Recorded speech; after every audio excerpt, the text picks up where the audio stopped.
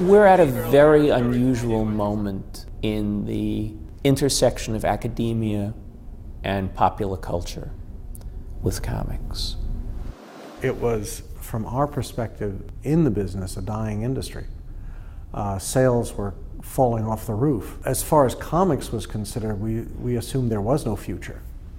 And as a result, there's very limited oral history, there's very limited documentation.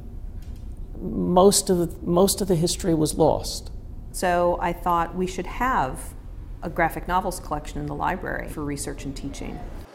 Chris Claremont's archives coming to the Rare Book and Manuscript Library is a huge new development for Columbia. It fits in with the general collection where the graphic novels are, where we have over nearly 2,300 titles now. Chris Claremont is best known for Uncanny X-Men, which he wrote for 17 straight years. The X-Men story is X-Men 94 to 279.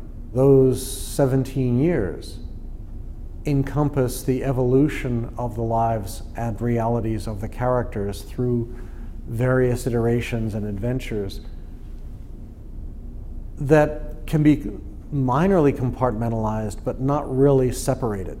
You can go to the shelves and take down a finished product and read it, and then if you're interested, you can come up to Rare Books and go through Chris's notes, his drafts, his kind of jotted down thoughts, and see how that final product came into creation and developed and changed. The work that he did from the mid-70s through the early 80s in many ways set the style and tone for a generation of evolution of the field. When we planned the symposium and decided that it would be about this confluence of New York and comics history, we called it Comic New York. New York was the heart, the center. The American comic book was born here. In the years that I came in the business, in the 70s, 95% of the 200 or so people who worked creatively in American comics were living within a 30 or 50 mile radius of New York.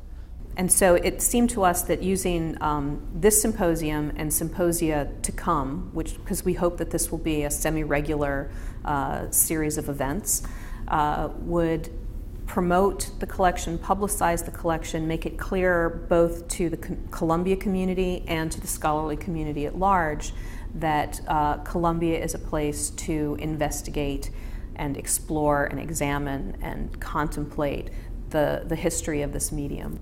It's kind of wonderful to see it happening in New York where it belongs.